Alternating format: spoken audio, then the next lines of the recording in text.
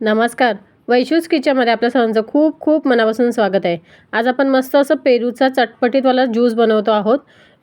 गावा ज्यूस म्हणू शकता याला. मस्त असं खूप छान असतो आणि आता तर गरमीचा सीझन चालू आहे, त्याच्यामुळे वेगवेगळ्या प्रकारचे जे ज्यूस बनवून पिण्यात मजा आहे ना आपल्या शरीरासाठी वगैरे, ते खरंच खूप छान वाटतं प्यायला आणि रिफ्रेशिंग असतं. शरीराला थंडावा मिळतो. त्यामुळे पाणी नुसतं पिण्यापेक्षा कधी कधी अशा पद्धतीने जर बनवून पिलात ना, तर आपली बॉडी मस्त अशी थोड्या वेळासाठी का असेना पण थोडासा थंडावा मिळतो त्याला.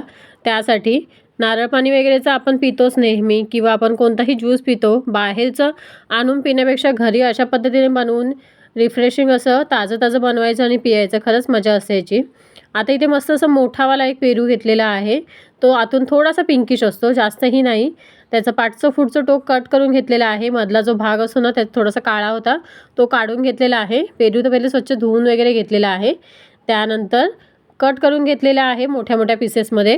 नंतर आपल्याला त्याला गाळून वगैरे घ्यायचंच आहे. त्याच्यामुळे मोठे मोठे चंक्स केलात ना, कारण का मिक्सरमध्येच लावणार आहोत, त्यासाठी अशा पद्धतीने मोठे तुकडे करून घ्यायचे. त्यानंतर ते मिक्सरच्या भांड्यामध्ये आपण सगळे टाकून घेणार आहोत.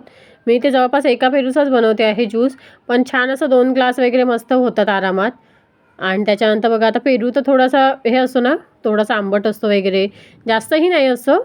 पण त्याच्यामुळे थोडंसं त्याच्यामध्ये त्याचं चटपटीत एक फ्लेवर पाहिजे आपल्याला ना, त्यासाठी थोडीशी साखर टाकली, म्हणजे गोडही एक फ्लेवर पाहिजे म्हणून थोडीशी साखर टाकलेली आहे. त्यानंतर थोडंसं मीठ टाकलेलं आहे. त्यानंतर पुदिन्याची पाने टाकलेली आहेत थोडंसं रिफ्रेशिंगसाठी. थोडंसं पाणी टाकायचं आहे आणि मिक्सरला मस्त असं फिरवून घ्यायचं आहे. आणि त्यानंतर एका भांड्यामध्ये आपण ना वरती चाळण ठेवायची आणि हे सगळा ज्यूस ना गाळून घ्यायचा आहे. मी इथे पाण्याचा वापर जास्त केलेला नाही आहे. थोडासा मी थिक ह्याच्यामध्ये बनवलेला आहे. तुम्ही जर एकदम लिक्विडी वगैरे पाहिजे असेल ना, तर त्या हिशोबाने पाणी त्याच्यामध्ये ॲडजस्ट करू शकता. तुम्हाला जसं आवडत असेल त्या हिशोबाने तुम्ही बनवू शकता इथे. मला जसं थोडंसं थिकमध्ये पाहिजे होतं ना, त्याच्यामुळे मी इथे थिक कन्सिस्टन्सी ठेवलेली आहे बघा इथे. आणि छान असं इथे ज्यूस सगळं गाळून घेतलेलं आहे. आणि आता थोडंसं आपण ना जो आपण ग्लास वगैरे घेतो ना, त्याला थोडंसं मीठ आणि तिखटाचं जे लावणार आहोत. जसं आपण पेरूवर लाल तिखट वगैरे आणि मीठ लावून खातो ना, त्या हिशोबाने तसंच एका प्लेटमध्ये मी मीठ आणि लाल तिखट घेतलेलं आहे. आणि त्याच्यानंतर ते व्यवस्थित मिक्स करायचं आहे. ग्लासला थोडंसं साईडला लिंबू वगैरे लावून तुम्ही त्याचा ओला करून घेऊ शकता ग्लास.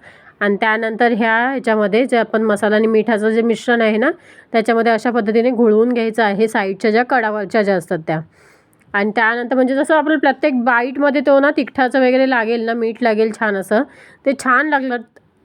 सॉरी, ते छान लागतं टेस्टला त्यासाठी. आणि इथे बघा मस्त असं आपलं इथे लावून झालेलं आहे मसाला. आणि इथे मी सगळं ज्यूस टाकते आहे. आणि तुम्ही इथे कन्सिस्टन्सी पाहू शकता किती मस्त अशी घट्ट आहे. म्हणजे एक ग्लास जरी पिलात ना, तरी खरंच खूप आपल्या पोटही भरतं त्याच्याने. थोडंसं एक टाईमचं आपण संध्याकाळी वगैरे पाहिजे असतं ना, तेव्हा आपण पिऊ शकतो अशा पद्धतीने. आणि त्याच्यानंतर त्याच्यामध्ये आईस क्यूब टाकलेलं आहे थोडंसं थंडाव्यासाठी. आणि पुदिन्याचं आपण पान ठेवतो आहे गार्निशिंगसाठी. आणि छान चटपटीतवाला इथे आपला गावा ज्यूस, पेरू ज्यूस इथे तयार झालेला आहे. फायनल लूक तुम्ही पाहू शकता किती सुंदर आलेला आहे आणि खरंच खूप रिफ्रेशिंग आहे. तुम्हीही नक्की ट्राय करून बघा. कसा वाटला मग आजचा हा व्हिडिओ, आजची ही रेसिपी. आय होप तुम्हाला आवडली असेल. व्हिडिओ आवडल्यास व्हिडिओला लाईक, शेअर, सबस्क्राईब करायला अजिबात विसरू नका. थँक्यू.